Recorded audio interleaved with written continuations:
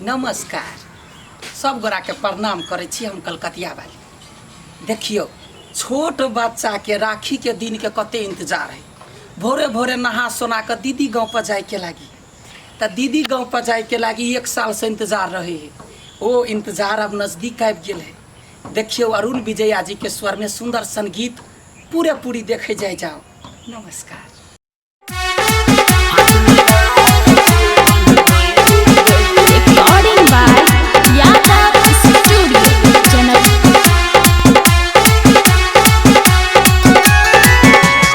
भोरे भोरे उठका नहाबै रे हम दीदी घरे जइबै।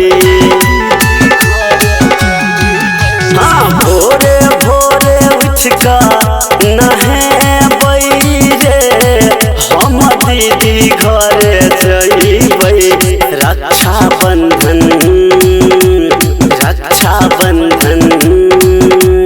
रक्षाबंधन खुशी समनइबै रे हाथ में राखी बन्हबै।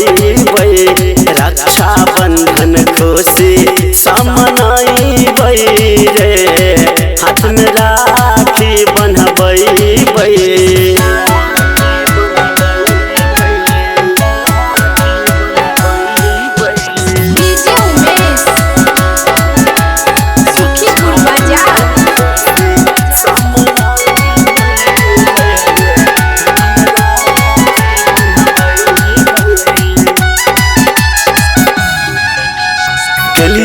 फोन तो दीदी कहलक भाई रे घरे आई है।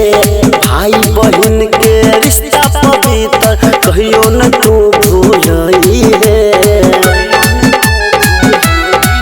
हाँ गेलिए फोन तो दीदी कहलक भाई रे घरे आई है। भाई बहन के रिश्ता पवित्र कहियो न तू भूलई है। जाक मिठाई हम खूब खइबै रे माथे टीका लगबै। जाक मिठाई खूब हम खइबै रे माथे टीका लगबै। रक्षाबंधन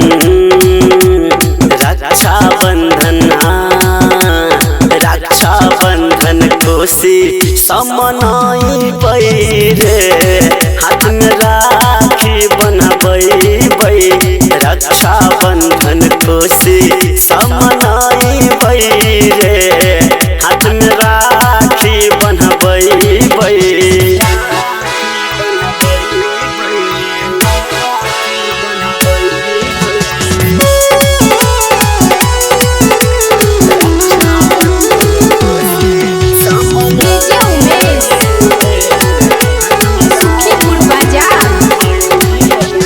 राइटर ललित राज अरुण विजया बबलू के संग लजेबै। हाथ में अपना राखी बना कर भाई के रिश्ता निभेबै। राइटर ललित राज अरुण विजया बबलू के संग लजेबै। हाथ में अपना राखी बना कर भाई के रिश्ता निभेबै। हम तैयार भक आई जेबै रे अपना दीदी घरे जइबै। हम तैयार भक आई जेबै रे अपना दीदी घरे जेबै। रक्षाबंधन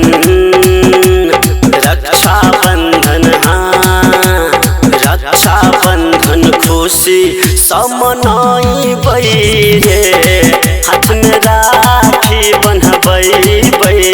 रक्षाबंधन